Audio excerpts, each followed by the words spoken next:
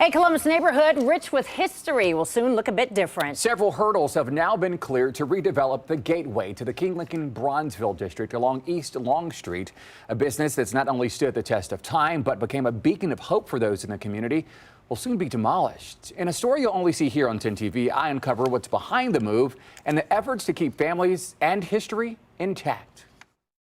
My family has been here for the majority of my life. The King-Lincoln Bronzeville neighborhood on the near east side of Columbus, a neighborhood that for decades has been the heartbeat of the city's Black community.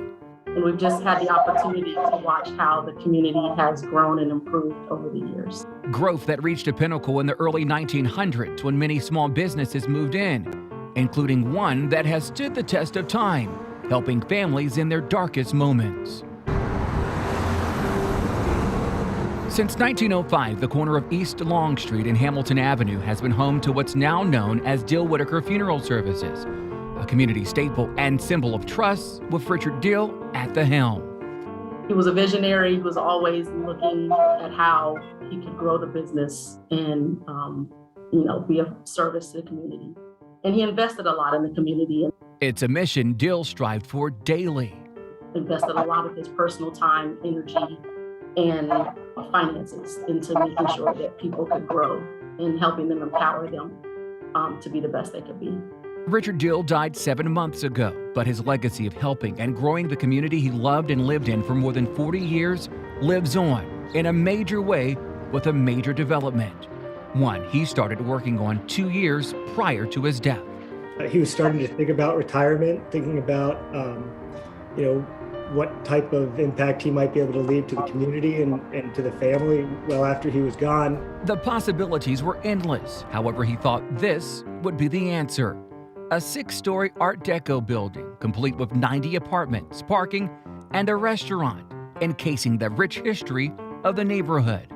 I think it's important that us developers really try to understand the neighborhood, try to understand the history, and be thoughtful about development that happens, and to make sure it's consistent with the fabric of the community. Developer Michael Kelly is working with the Dill family to get the development off the ground, one of several in the area aimed at preserving historic buildings and restoring neighborhoods, from the Hotel St. Clair to the former Ohio Baptist General Convention headquarters.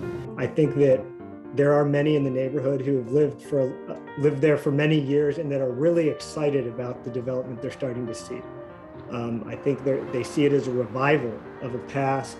Kelly understands not everyone will see it that way. They're concerned about gentrification and afraid of being pushed out of their neighborhood.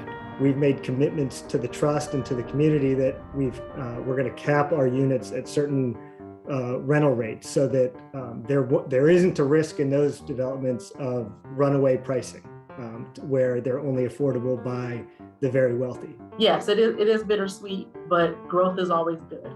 And so I think that it's a positive thing. Ingrid Ragland says her father would be pleased to see his vision moving forward while maintaining their family's commitment to the community.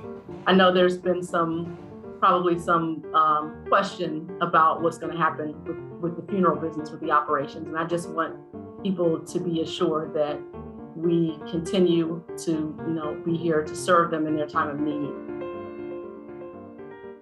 Now, just last week, City Council approved the plans. The developer will now spend the rest of the year working on construction drawings and submitting permits. The hope is to break ground at the beginning of next year. The Dill family telling me they still are now working to finalize options for the funeral business.